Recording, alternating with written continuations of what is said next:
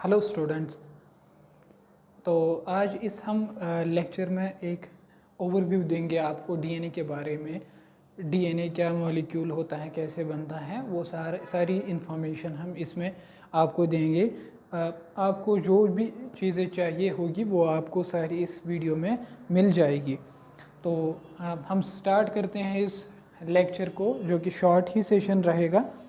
तो अभी हम पहले जाएंगे डीएनए। डीएनए जो है इसकी फुल फॉर्म देखेंगे। डीएनए की फुल फॉर्म याद रखने के लिए ज़रूरी है डीऑक्सी राइबो न्यूक्लिक एसिड। तो आप पहला पॉइंट जो याद रखोगे, डीएनए की फुल फॉर्म जो है वो डीऑक्सी राइबो न्यूक्लिक एसिड है। अब डीएनए जो है इसका कैसा स्ट्रक्चर है, ये एक पॉलीमरिक स्ट्रक्चर है, यानी ये एक बहुत बड़ा स्ट्रक्चर है। तो उसको हम बोलते हैं ये एक पॉलीमरिक स्ट्रक्चर है। तो पॉलीमरिक को स्ट्रक्चर बनाने के लिए हमें पता है, इसके लिए हमें ज़रूरत पड़ती है कुछ मोनोमर्स की, कुछ कॉन्स्टिट्यूएंट्स की ज़रूरत पड़ेगी जो ये पॉलीमरिक स्ट्रक्चर बनाएगा। तो इसमें मोनोमर्स क्या प्रेजेंट रहेंगे, उन मोनोमर्स को हम बोलते हैं न्यूक्लियोटाइड्स। यानी डीएनए जो है पॉलीमर है, किससे बना है, पॉलीमरिक स्ट्रक्चर न्यूक्लियोटाइड से बना है। तो इस हिसाब से हम डीएनए को बोल सकते हैं DNA is a poly nucleotidic structure. तो डीएनए जो है ये एक पॉलीन्यूक्लियोटाइड की चेन बनी है जिससे ये सारा डीएनए बना है। तो ये आप याद रखोगे पहले। दूसरी बात क्या है इसमें, अब ये न्यूक्लियोटाइड्स, डीएनए बनता है न्यूक्लियोटाइड से, यानी एक न्यूक्लियोटाइड 1, न्यूक्लियोटाइड 2, न्यूक्लियोटाइड 3, ऐसे ही चेन बनती है। एन नंबर ऑफ न्यूक्लियोटाइड्स जुड़ जाते हैं और डीएनए का स्ट्रक्चर बनाते हैं। लेकिन अब मसला, अब क्वेश्चन ये हमारे पास आ गया है, ये न्यूक्लियोटाइड खुद किस चीज़ से बनेगी। तो ये न्यूक्लियोटाइड जो है खुद 3 चीज़ों की बनी होती है। ये न्यूक्लियोटाइड जो है खुद बनती है, न्यूक्लियोटाइड जो है, nucleotide will be formed by 3 components. उन कंपोनेंट का क्या नाम है, पहला होगा, एक इसमें फॉस्फेट की ज़रूरत रहेगी, फॉस्फेट ग्रुप की ज़रूरत रहेगी एक न्यूक्लियोटाइड को बनाने के लिए। दूसरी ज़रूरत जो है वो एक शुगर मॉलिक्यूल की है, और तीसरा जो है वो नाइट्रोजन कंटेनिंग बेस, कोई बेस होनी चाहिए जिसमें नाइट्रोजन प्रेजेंट रहेगा। तो डीएनए जो है पॉलीमरिक स्ट्रक्चर है, मोनोमर्स न्यूक्लियोटाइड्स कहलाएंगे। न्यूक्लियोटाइड खुद किससे बनता है, फॉस्फेट ग्रुप से, शुगर से और नाइट्रोजनस बेस से। नाइट्रोजनस बेस जो हैं 2 ग्रुप्स में डिवाइडेड हैं, उनको हम बोलते हैं प्यूरिन्स, और एक दूसरे ग्रुप को बोलते हैं पायरिमिडीन्स। तो एक ग्रुप को बोलते हैं प्यूरिन, दूसरे ग्रुप को बोला जाता है पायरिमिडीन। प्यूरिन में कौन कौन सी बेस आती हैं याद रखना है, इसमें आता है एडेनिन और आता है ग्वानिन। तो एडेनिन को रिप्रेजेंट करेंगे ए से, ग्वानिन को रिप्रेजेंट करेंगे जी से। अब पायरिमिडीन जो है, पायरिमिडीन में कौन कौन सा नाइट्रोजनस बेस आता है याद रखना है, थाइमीन और आता है इसमें साइटोसिन। तो पायरिमिडीन में थाइमीन और साइटोसिन। अगर डीएनए है, क्योंकि हम डीएनए की बात कर रहे हैं, तो पायरिमिडीन में आएगा, डीएनए के केस में आएगा पायरिमिडीन में थाइमीन। लेकिन अगर आरएनए में भी यही बेसिस प्रेजेंट रहती हैं, कौन कौन सी, एडेनिन, ग्वानिन और साइटोसिन आरएनए में भी प्रेजेंट रहती हैं। अगर मैं यहाँ पे एक छोटा सा नोट लिखूं, इसमें भी प्रेजेंट रहता है एडेनिन, ग्वानिन, और थाइमीन को कैसे रिप्रेजेंट करते हैं, टी से, साइटोसिन को सी से। तो थाइमीन इसमें भी प्रेजेंट रहेगा, और साइटोसिन जो है, ये 4 बेसिस हैं। लेकिन आरएनए में के केस में क्या होगा, थाइमीन रिप्लेस हो जाएगा किस चीज़ से, एक नई बेस होगी जिसको हम बोलते हैं यूरेसिल। जिसको हम बोलते हैं यूरेसिल। तो आरएनए में थायमीन को रिप्लेस किया जाएगा बाय यूरेसिल और डीएनए के केस में ये 4 नाइट्रोजनस बेसिस पाई जाएंगी। और शुगर जो हमारे पास डीएनए के केस में होता है उस शुगर को हम बोलते हैं डीऑक्सी राइबो न्यूक्लिक एसिड। तो ये जो है ये शुगर मॉलिक्यूल प्रेजेंट होता है। तो न्यूक्लियोटाइड किस चीज़ से आप बनेगा, फॉस्फेट ग्रुप से बनेगा, डीऑक्सी राइबो न्यूक्लिक एसिड, यहाँ पे मैं थोड़ा सा इसको गलत बोल दिया मैंने यहाँ पे। तो यहाँ पे जो शुगर जो है डीऑक्सी राइबोस कहलाएगा, डीऑक्सी राइबोस कहलाएगा।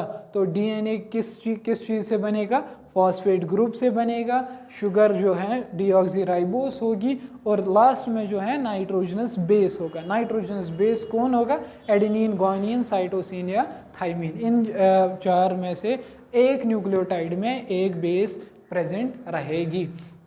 जैसे हम यहाँ पे न्यूक्लियोटाइड बनाएंगे, फॉस्फेट ग्रुप है, शुगर हमारे पास है, शुगर है हमारे पास, और ये नाइट्रोजनस बेस एडेनिन। इसी तरह दूसरी nitrogenous base phosphate group, sugar same रहेगा, थाइमिन आ गया यहाँ पे। तीसरा जो है नाइट्रोजनस ये न्यूक्लियोटाइड जो है फॉस्फेट ग्रुप, शुगर और साइटोसिन। ये हमने 3 न्यूक्लियोटाइड्स बनाए। अब न्यूक्लियोटाइड्स में फॉस्फेट ग्रुप भी होता है, शुगर भी होता है, नाइट्रोजनस बेस भी होता है, लेकिन इनके बीच में जो है एक लिंकेज पाई जाएगी। फॉस्फेट ग्रुप और शुगर के बीच में एक लिंकेज होगी, जैसे मैं यहाँ पे दिखा पा रहा हूँ आपको। शुगर और फॉस्फेट ग्रुप में एक लिंकेज पाई जाती है, ये वाली लिंकेज। इस लिंकेज को हम बोलते हैं फॉस्फोएस्टर लिंकेज। तो याद रखना है आपको, फॉस्फेट ग्रुप और शुगर के बीच में जो लिंकेज पाई जाएगी उस लिंकेज को हम बोलेंगे फॉस्फोएस्टर लिंकेज। तो यहाँ पे फॉस्फेट और शुगर के बीच में। अब इसी तरह शुगर और नाइट्रोजनस में नाइट्रोजनस बेस के बीच में भी एक बॉन्ड प्रेजेंट रहेगा, लिंकेज प्रेजेंट होगी। उस लिंकेज का नाम है एन ग्लाइकोसाइडिक लिंकेज। उस वाली लिंकेज का नाम है एन ग्लाइकोसाइडिक लिंकेज। बहुत ही आसान है याद रखना। फॉस्फेट और शुगर के बीच में फॉस्फेट पी से स्टार्ट होता है और फॉस्फोएस्टर लिंकेज भी पी से स्टार्ट होता है। तो फॉस्फेट और शुगर के बीच में फॉस्फोएस्टर की लिंकेज रहेगी। शुगर और एडेनिन के केस, शुगर और नाइट्रोजनस बेस के बीच में जो लिंकेज रहेगी एन ग्लाइकोसाइडिक लिंकेज रहेगी। अब शुगर मॉलिक्यूल दोनों में यूज़ होता है, तो एन ग्लाइकोसाइडिक लिंकेज में शुगर का कौन सा कार्बन इन्वॉल्व होगा, शुगर का कार्बन नंबर फर्स्ट ये इन्वॉल्व होगा। और इस वाली फॉस्फोएस्टर लिंकेज को बनाने में कौन सा वाला कार्बन इंपॉर्टेंट होगा, कार्बन नंबर 5 इंपॉर्टेंट होगा हमारे पास। तो फॉस्फोएस्टर लिंकेज हो गए, एन ग्लाइकोसाइडिक लिंकेज होगी। अब हमने बोला पॉलीमरिक स्ट्रक्चर है, न्यूक्लियोटाइड्स का बनता है, यानी एक न्यूक्लियोटाइड और दूसरा न्यूक्लियोटाइड आपस में जुड़े होंगे, फिर तीसरा न्यूक्लियोटाइड उसके साथ जुड़ा होगा। तो न्यूक्लियोटाइड और न्यूक्लियोटाइड के बीच में भी कोई लिंकेज प्रेजेंट होगी। न्यूक्लियोटाइड और न्यूक्लियोटाइड के बीच में भी कोई लिंकेज प्रेजेंट होगी। उस लिंकेज का भी नाम है, उस लिंकेज का नाम है, यहाँ पे लिखूंगा मैं, उस लिंकेज का नाम है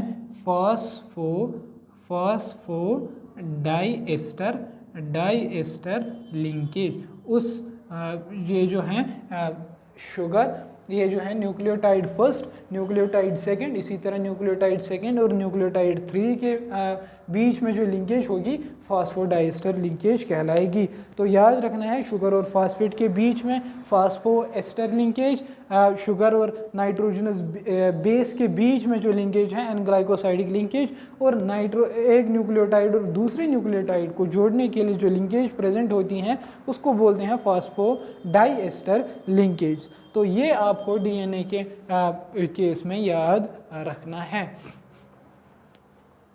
इसके बाद आपको याद रखना है डीएनए का स्ट्रक्चर कैसा है। डीएनए का स्ट्रक्चर दिया था 1953 में वाटसन एंड क्रिक, ये दो साइंटिस्ट थे जिन्होंने डीएनए का स्ट्रक्चर हमें इल्यूसिडेट करके दिया। तो इन्होंने क्या बोला, इन्होंने बोला डीएनए के दो स्ट्रैंड्स होते हैं, दो रस्सियाँ होती है जो ऐसे करके लीनियर नहीं होती हैं, वो हेलिकल फॉर्म में होती हैं, वो ट्विस्टेड होती है। तो ट्विस्टेड ऐसे बोला जाता है इसको। ये वाटसन और क्रिक ने क्या बोला था, ये डीएनए जो है, क्योंकि दो स्ट्रैंड्स हैं, दो रस्सियां हैं, एक ये दूसरी ये, तो इसको बोलते हैं, और हेलिकल फॉर्म में भी हैं, तो इसको हम बोलते हैं डीएनए का स्ट्रक्चर कैसा है, डबल हेलिकल, यानी दो हेलिक्स प्रेजेंट होते हैं इसमें, तो डबल हेलिकल प्रेजेंट स्ट्रक्चर होता है डीएनए का। इसमें दो स्ट्रैंड्स होते हैं। अब देखो दो स्ट्रैंड्स होते हैं, ये आपस में पैरेलल होते हैं। यानी पैरेलल का क्या मतलब है, जहाँ यहाँ पे मैंने एक बनाया, यहाँ पे दो स्ट्रैंड्स बनाए डीएनए के, ये मैंने पैरेलल लिखा है। जितनी डिस्टेंस यहाँ पे इनके बीच में होगी उतनी ही डिस्टेंस ऊपर भी इनके बीच में होगी। कहीं पे भी देख लो आप, इनके बीच का डिस्टेंस जो है वो सेम रहेगा। इसी तरह डीएनए मॉलिक्यूल में भी दो स्ट्रैंड्स के बीच का डिस्टेंस जो है वो सेम रहता है। वो कितना रहता है, इनके बीच का डायमीटर, इनका बीच का डायमीटर रहता है लगभग अराउंड 20 एंगस्ट्रॉम। तो अब ये पैरेलल तो हो गए, लेकिन अब क्या मसला है, ये इन्होंने बोला ये पैरेलल तो हैं, लेकिन पैरेलल जो हैं ये एंटी पैरेलल है, यानी डिस्टेंस इनके बीच में सेम होगा। कहीं पे भी आप देख लो 20 एंगस्ट्रॉम का डिस्टेंस मिलेगा आपको, लेकिन यहाँ पे क्या बोला इन्होंने, एंटी पैरेलल है। यानी एक जो है, एक स्ट्रैंड जो है इसकी डायरेक्शन हम बोलते हैं 5 प्राइम से 3 प्राइम तक, और दूसरे स्ट्रैंड की ये जो है डायरेक्शन है 3 प्राइम से होकर 5 प्राइम तक जाएगी। ये डिस्टेंस जो है कहीं पे भी आप मेजर कर लो सेम रहेगी, लेकिन इनकी जो डायरेक्शंस हैं वो अपोजिट जा रही है, तो हमने बोला एंटी पैरेलल स्ट्रैंड्स हैं। आपको याद रखना है इसमें पाए जाएंगे मेजर एंड माइनर ग्रूव्स, इसमें पाए जाएंगे major and minor grooves. DNA के केस में क्या पाया जाएगा, अब यहाँ पे देखो ये बड़ा ग्रूव कहलाएगा, इसमें इसको हम बोलेंगे मेजर ग्रूव, और ये वाला जो है ये छोटा ग्रूव है, इसको हम बोलेंगे माइनर ग्रूव। ये ग्रूव्स किसके लिए होते हैं, यहाँ पे प्रोटीन इंटरेक्ट करता है, प्रोटीन इंटरेक्ट्स विद डीएनए। अगर डीएनए के साथ इंटरेक्ट करना है प्रोटीन को, तो वो इन्हीं ग्रूव्स पे इंटरेक्शन करता है। और ये जो दो स्ट्रैंड्स हैं, यहाँ पे और एक पॉइंट, ये जो दो स्ट्रैंड्स हैं ये आपस में कॉम्प्लीमेंट्री होते हैं, ये आपस में कॉम्प्लीमेंट्री स्ट्रैंड्स रहते हैं। ये मैं आपको यहाँ से क्लियर करूँगा। हमारे पास अभी हमने देखा न्यूक्लियोटाइड्स में 4 बेसेस प्रेजेंट रहती हैं, एडेनिन, थाइमिन, साइटोसिन और गुआनिन। ये हमने देखा। हमें याद रखना है एडेनिन हमेशा बेस पेयरिंग यानी बॉन्ड क्रिएट करेगा, किसके साथ, थाइमिन के साथ। एडेनिन और थाइमिन के बीच में हमेशा आपको बॉन्ड देखने को मिलेगा। वैसे ही साइटोसिन और गुआनिन के केस में भी है। साइटोसिन और गुआनिन के बीच में 3 हाइड्रोजन बॉन्ड्स बनेंगे। एडेनिन और थाइमिन के केस में के बीच में 2 ही आपको हाइड्रोजन बॉन्ड्स मिलने को देखने को मिलेगा। तो अब कहीं पे ये मानो डीएनए बन रहा है, डीएनए का स्ट्रैंड है, साइटोसिन और गुआनिन इसमें प्रेजेंट है। ये एक स्ट्रैंड है, ये दूसरा स्ट्रैंड है, इसमें एडेनिन है, साइटोसिन है, इस वाले स्ट्रैंड में थाइमिन है और गुआनिन है। ये एक बेस पेयर कहलाएगा, इसी तरह ये भी एक बेस पेयर कहलाएगा। ये बेस पेयर 1 और ये भी बेस पेयर 2। अब इनके बीच का डिस्टेंस जो है वो कैसे हम मेजर करते हैं, इनके बीच का डिस्टेंस कितना है, तो आपने याद रखना है बेस पेयर्स किनको कहते हैं। अब वापस आते हैं इस स्ट्रक्चर पे। अब ये मैं अभी आपको फिर से बताऊंगा। कंप्लीमेंट्री हम पढ़ रहे थे, कंप्लीमेंट्री आपस में दो स्ट्रैंड जो हैं कंप्लीमेंट्री हैं, यानी अगर एक स्ट्रैंड में होगा, मैं आपको ये स्ट्रैंड दे रहा हूँ, इसमें होगा हमारे पास ATGC, ये सीक्वेंस दी गई है, एडेनिन है, थाइमीन है, ग्वानिन है और साइटोसिन है। आपको बोलना है जो इसका दूसरा स्ट्रैंड होगा उसमें कौन कौन से बेसिस प्रेजेंट रहेगी। तो आपको याद रखना है एडेनिन के साथ थाइमीन जाएगा, तो आपको आंखें बंद करके आंसर देना है, एडेनिन के साथ थाइमीन होगा, थाइमीन के साथ एडेनिन होगा, ग्वानिन के साथ साइटोसिन और साइटोसिन के साथ ग्वानिन। तो ये इस केस को यानी एडेनिन के साथ थाइमीन का होना, थाइमीन के साथ एडेनिन का, ग्वानिन के साथ साइटोसिन का, इसको हम बोलते हैं ये स्ट्रैंड जो हैं ये आपस में कॉम्प्लीमेंट्री स्ट्रैंड्स हैं। अब डीएनए जो है, डीएनए में आपको याद और क्या रखने की बात है,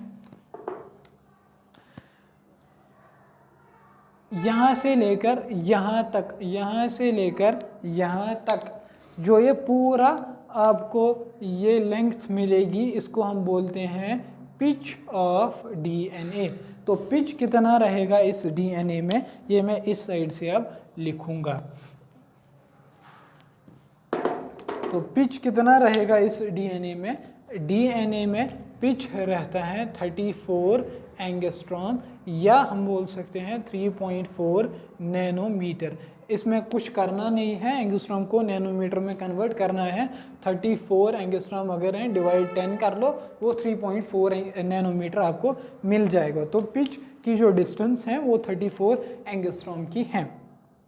अब इस पिच में यहाँ से लेकर यहाँ तक की जो लेंथ है जिसको हमने पिच का नाम दिया, पिच में कितने number of base pairs present in A pitch, अब इस पिच में कितने बेस पेयर्स प्रेजेंट होंगे वो आपको याद रखना है। अराउंड 10 बेस पेयर्स इसमें प्रेजेंट रहते हैं। अब अभी जो मैं बोल रहा था, एक बेस पेयर मानो एडेनिन और थाइमीन और इसी तरह साइटोसिन और ग्वानिन और साइटोसिन, इनके बीच का जो डिस्टेंस है डीएनए के स्ट्रक्चर में, जो इनके बीच का दो बेस पेयर्स के बीच का जो डिस्टेंस है वो कैसे निकालेंगे।